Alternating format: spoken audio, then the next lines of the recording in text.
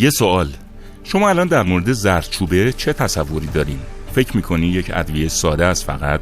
خب وقتش مختون سوت بکشه، چون میخوام شما رو با 12 خاصیت باور نکردنی این ادویه زرد شگفت‌انگیز آشنا کنم.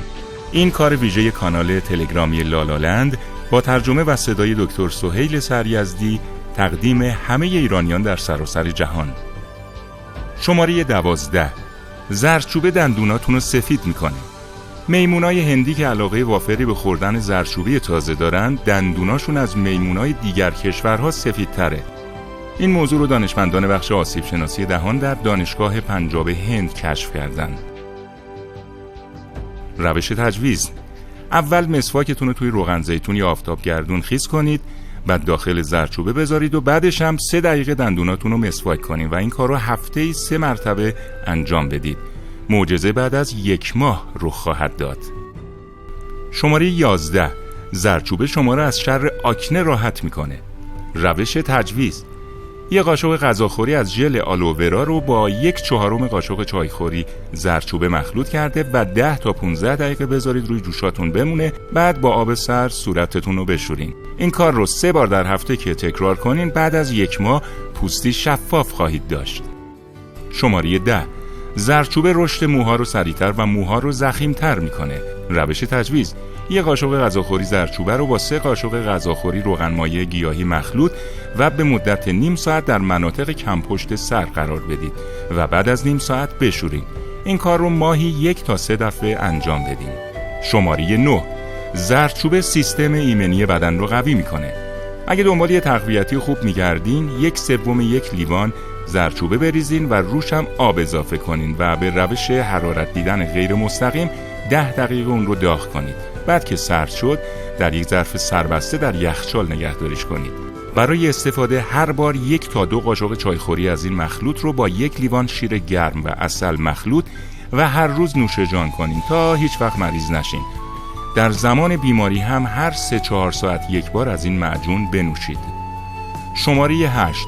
زردچوبه درمان گلودرده. روش تجویز: نصف قاشق چایخوری زردچوبه و نصف قاشق چایخوری نمک رو در 1 لیوان آب جوشیدنی سرد حل نموده و روزانه 3 بار غرغره کنید.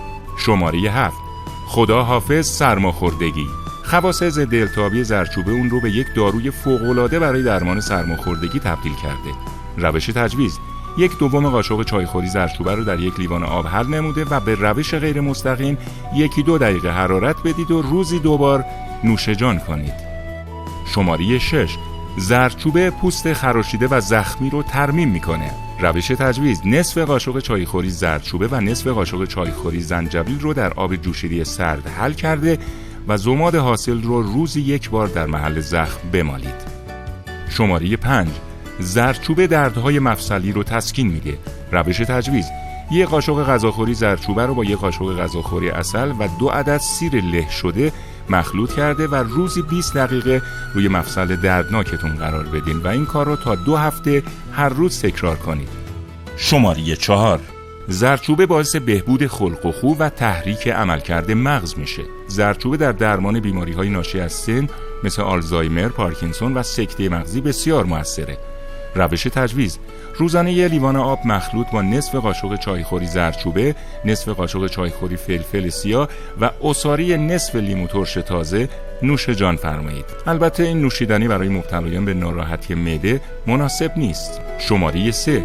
زردچوبه جلوی سرطان رو میگیره. برای حداکثر بهره وری از خواص دارویی این ادویه 1/4 قاشق چایخوری زردچوبه و نصف قاشق چایخوری روغن زیتون و کمی فلفل رو هر روز به غذای خودتون اضافه کنید.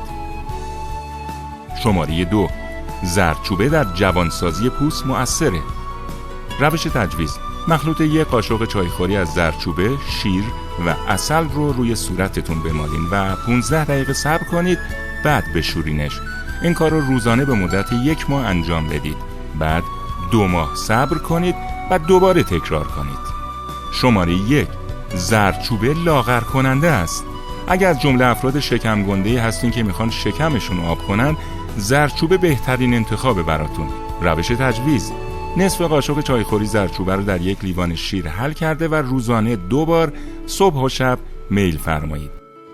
اگه از این ویدیو خوشتون اومده در انتشار اون کوتاهی نکنین، بذارین همه بفهمن زردچوبه چقدر سالاره واسه خودش.